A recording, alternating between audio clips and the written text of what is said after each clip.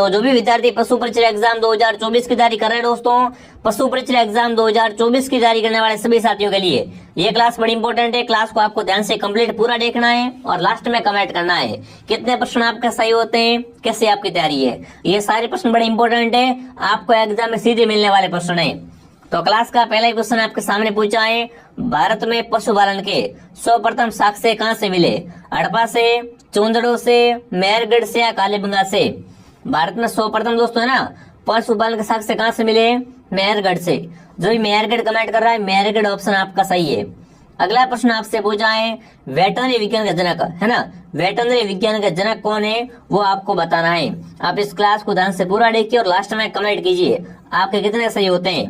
तो वेटरनरी विज्ञान के जनक कौन है आपके? वो है सालिहोत्रा। कौन? सालिहोत्रा। ये क्या है? वेटरनरी विज्ञान के जनक कहलाते हैं। अगला सवाल आपके सामने पूछ रखा है, क्या पूछा है दोस्तों आपसे पूछा राजस्थान में प्रथम डेयरी महाविद्यालय कहाँ पर है? राजस्थान में प्रथम डेयरी महाविद्यालय कहाँ पर है वो आपको बताना है। प्रथम डेयरी महाविद्यालय उदयपुर में, जयपुर में, कोटा में या दोस्तों जोधपुर में? तो राजस्थान का प्रथम डेयरी महाविद्यालय है उदयपुर में। जो भी उदयपुर कमेंट कर रहा है दोस्तों, उदयपुर ऑप्शन आपका सही है। बिल्कुल कहाँ पर है? उदयपुर में। ध्यान बहुत अच्छा प्रश्न है। चलिए आगे बढ़ते हैं। अगला सवाल आपके सामने क्या पूछा है, राजस्थान में सर्वाधिक कौन सा पशुधन पाया जाता है? राजस्थान में सर्वाधिक कौन सा पशुधन पाया जाता है? ऊंट, बकरी, भेड़ या गाय? राजस्थान में सर्वाधिक क्या है? तो बकरी बिल्कुल सर्वाधिक है। जो भी ऑप्शन बी कमेंट करा बी सही है। अगला सवाल आपके सामने दोस्तों, विश्व रेबीज दिवस कब मनाते हैं? विश्व रेबीज दिवस है ये कब मनाया जाता है? 5 जून को, 1 जून को, 28 सितंबर को या 15 जुलाई को? विश्व रेबीज दिवस कब मनाते हैं? फटाफट कमेंट करेंगे। 5 जून को पर्यावरण दिवस। 5 जून को क्या मनाते हैं? विश्व पर्यावरण दिवस मनाते हैं विद्यार्थियों। और विश्व रेबीज दिवस 28 सितंबर। कब? 28 सितंबर को क्या मनाते हैं? विश्व रेबीज दिवस मनाते हैं। अगला सवाल आपसे पूछा, पशुओं में कैल्शियम की कमी से कौन सा रोग होता है? पशुओं में अगर कैल्शियम की कमी आ जाए तो कौन सा रोग होगा? पाइका, एमीनिया, दूध जवर या गोइट्रा? फटाफट कमेंट करेंगे। पशुओं में कैल्शियम की कमी से दोस्तों कौन सा रोग होता है? दूध जवर होता है। कौन सा रोग होता है? दूध जवर होता है। ऑप्शन सी आपका सही है साथियों। जिसने भी वीडियो को लाइक नहीं किया, वीडियो को लाइक करे और सब्सक्राइब करे। अगला पूछा, हिरण का मांस कहलाता है? हिरण का मांस क्या कहलाता है? मटन, पोर्क, वेनिस या बीफ?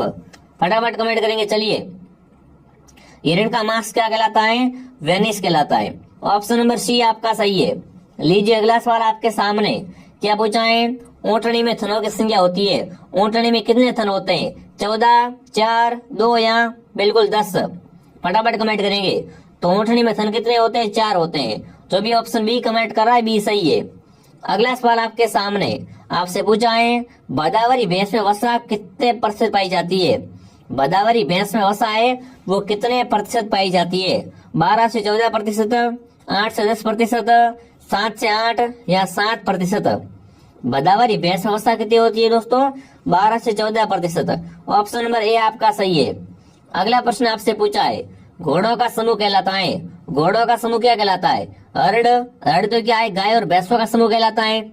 ठीक है, पैक, ड्रोव या फ्लॉक? फटाफट कमेंट करेंगे। चलिए साथियों, बिल्कुल घोड़ों का समूह क्या कहलाता है? कमेंट करेंगे। चलिए, घोड़ों का समूह होता है उसे क्या कहते हैं विद्यार्थियों? उसे कहते हैं पैक। जो भी ऑप्शन बी सही कर रहा है, बी ऑप्शन आपका सही है।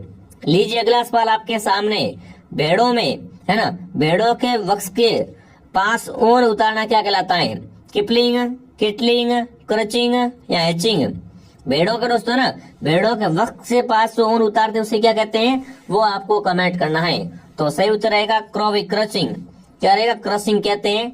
अगला सवाल आपके सामने पूछा है, राष्ट्रीय डेयरी अनुसंधान संस्थान जिसे दोस्तों NDRI कहते हैं, NDRI कहाँ पर है? इज्जत नगर में, करनाल में, मेरठ में या मथुरा में? राष्ट्रीय डेयरी अनुसंधान संस्थान कहाँ पर है? तो वो आपका बिल्कुल करनाल। कहाँ पर दोस्तों? करनाल। जो भी कमेंट कर रहा है करनाल ऑप्शन आपका सही है। बहुत अच्छा प्रश्न है। कहाँ पर है दोस्तों? ये बिल्कुल आपका करनाल में राष्ट्रीय डेयरी अनुसंधान संस्थान है। लीजिए अगला सवाल। अगला पूछा, राजस्थान में प्रति व्यक्ति प्रतिदिन दूध उपलब्धता होती है 1138 ग्राम, 459 ग्राम, 500 ग्राम या 1000 ग्राम? तो बिल्कुल प्रति व्यक्ति दूध उपलब्धता कितनी है विद्यार्थियों? 1138 ग्राम, 1138 ग्राम। ठीक है ना, जो भी ऑप्शन ए कमेंट करा है ऑप्शन ए सही है। अगला सवाल आपसे पूछा है रजत क्रांति का संबंध है। रजत क्रांति का संबंध किससे है? अंडे से, तिलहन से, दूध से या ऊन से? रजत क्रांति का संबंध किससे है विद्यार्थियों? बिल्कुल सही उत्तर फटाफट कमेंट कर देंगे। तो रजत क्रांति का संबंध किससे हो जाएगा? अंडे से। ठीक है ना, अंडे से क्या होती है रजत क्रांति, तिलहन से पीली क्रांति, दूध से श्वेत क्रांति। ठीक है, दूध से क्या होती है आपकी? दूध से श्वेत क्रांति, तिलहन से पीली क्रांति। ठीक है, और रजत क्रांति का संबंध है वो आपके हो जाएगा अंडे से। ठीक है, अगला पूछा आपसे, क्या पूछा है दोस्तों? आरबीसी का कब्रिस्तान है ना, आरबीसी का कब्रिस्तान किसे कहते हैं? यकृत को, हृदय को, पलिया को या आमाशय को? आरबीसी का कब्रिस्तान किससे कहा जाता है विद्यार्थियों? पलिया। जो भी ऑप्शन में सी कमेंट कर रहा है सी ऑप्शन सही है। अगला सवाल आपसे पूछा है, क्या पूछा है?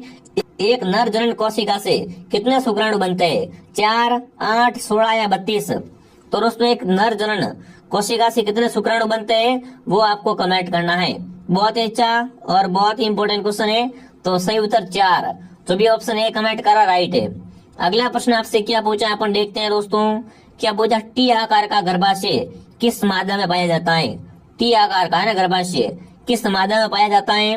बकरी में, घोड़ी में, गाय में या कुतिया में? तो सही उत्तर क्या रहेगा फटाफट कमेंट में छाप देंगे दोस्तों। वेरी इंपॉर्टेंट क्वेश्चन पूछा आपसे। तो घोड़ी में क्या होता है? टी आकार का गर्भाशय होता है। ठीक है ना, बिल्कुल आप देख सकते हो ये क्या है? टी आकार का गर्भाशय, जो कि किसमें होता है? घोड़ी में होता है दोस्तों। अगला सवाल आपके सामने पूछा है, क्या पूछा दोस्तों आपसे? लंपी त्वचा रोग का कारक है। लंपी रोग जो गाय में हुआ था ना अभी, बिल्कुल इसका रोग कारक क्या है? जीवाणु, विषाणु, प्रोटोजोआ या कवक? लंपी रोग का दोस्तों जो कारक क्या है वो है विषाणु। जो भी विषाणु कमेंट करा विषाणु ऑप्शन आपका राइट है। ये वाला रोग क्या है? लंपी रोग है। इसका कारक क्या है? विषाणु है। अगला सवाल आपके सामने पूछा दोस्तों, पशु आवास की लंबाई किस दिशा में होनी चाहिए? पशु आवास की लंबाई है वो कौन सी दिशा में होनी चाहिए? अगर दिशा आपसे पूछे एग्जाम में तो दिशा कौन सी होगी दोस्तों आपकी? वो दोस्तों पूर्व से पश्चिम। जो भी ऑप्शन ए कमेंट करा ऑप्शन ए सही है। अगला पूछा है अपशिष्ट प्रबंधन के घटक हैं। अपशिष्ट प्रबंधन के घटक कौन से? उपचार और निस्तारण, परिवहन, कचरे का संग्रहण या उपरोक्त सभी? तो सही उत्तर रहेगा उपरोक्त सभी। जो भी ऑप्शन डी कमेंट करा वेरी गुड। अगला पूछा आपसे दोस्तों, दूध का तापमान ज्ञात किया जाता है। दूध का तापमान किससे ज्ञात करते हैं? बिल्कुल फटाफट कमेंट करेंगे दोस्तों। दूध का तापमान किससे ज्ञात करते हैं? अमीटर से क्या करते हैं? विद्युत, है ना, वोल्ट मीटर से विद्युत। तो यहाँ पर सही उत्तर क्या रहेगा फटाफट कमेंट कीजिए दोस्तों। बिल्कुल आपका ऑप्शन सही रहेगा सी। क्या रहेगा? C option. दूध का तापमान किससे ज्ञात करते हैं? डेयरी थर्मामीटर से। सी ऑप्शन सही है। अगला प्रश्न आपसे क्या पूछा? ये थर्मामीटर, ठीक है, इससे क्या करते हैं? दूध का तापमान ज्ञात करते हैं। ठीक है, लीजिए अगला सवाल आपके सामने। अंडे में खनिज लवण की मात्रा कितने % होती है? एक अंडे में खनिज लवण की मात्रा कितनी होती है वो आपको बताना है। तो 10.7। एक अंडे में ना खनिज लवण कितना होता है? 10.7। अगला सवाल पूछा है दोस्तों, प्राचीन काल में लड़ाई के लिए मुर्गी की कौन सी नस्ल पाली जाती थी?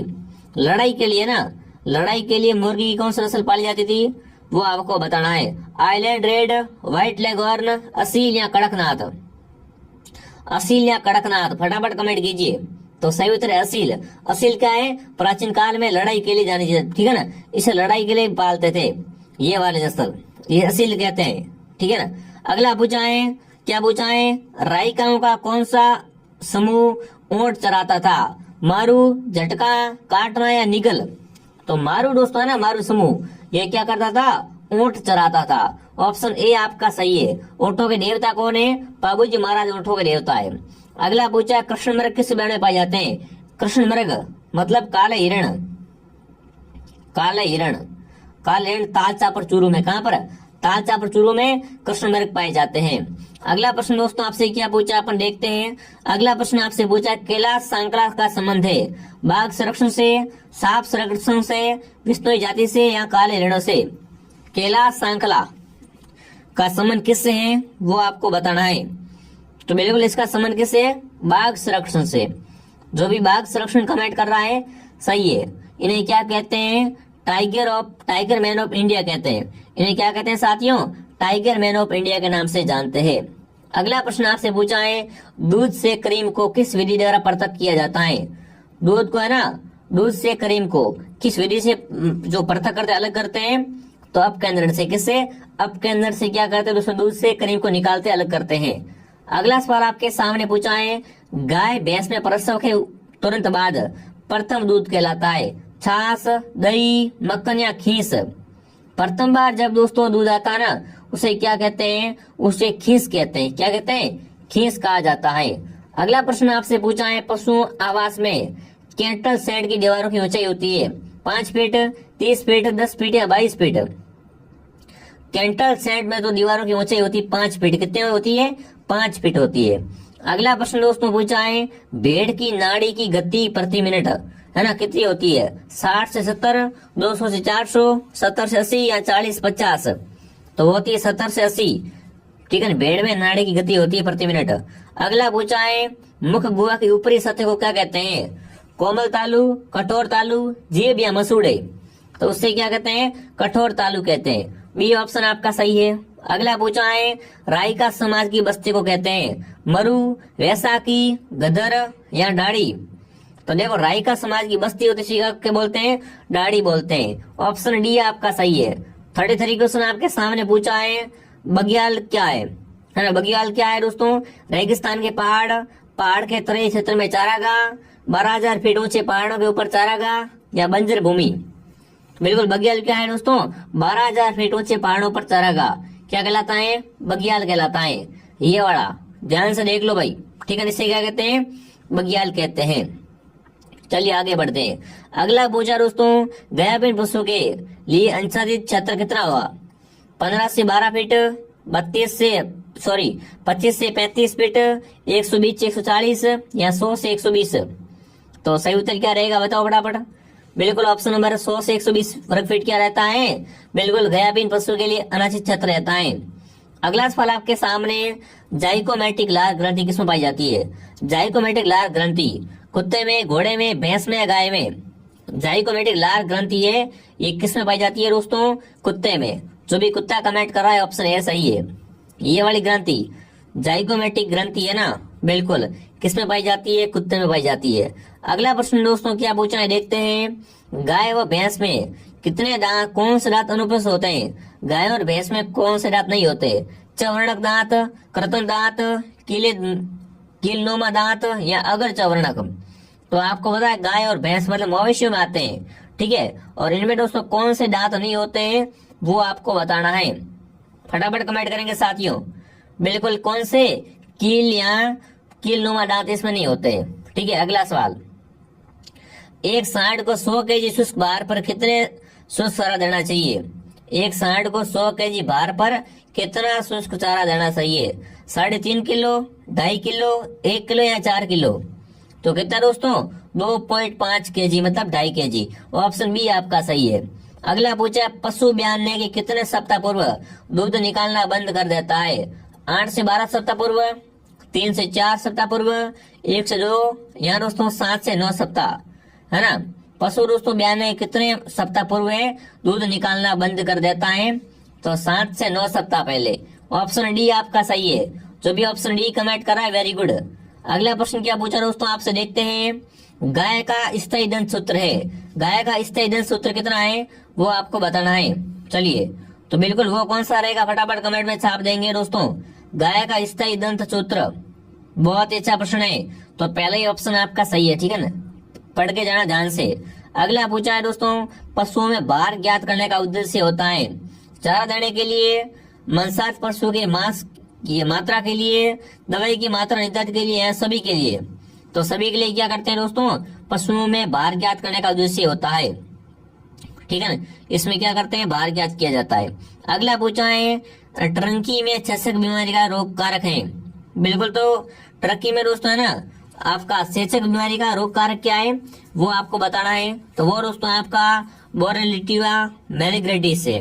ऑप्शन बी आपका सही है। ठीक है ना, अगला प्रश्न क्या पूछा देखते हैं दोस्तों। क्या पूछा है, लासोटा वैक्सीन रोग किस में लगाई जाती है? चेचक में, बर्ड फ्लू में, रानीखेत में या खूनी पैचिस में? तो बिल्कुल ये रोज किसमें, रानी खेत में लगी है।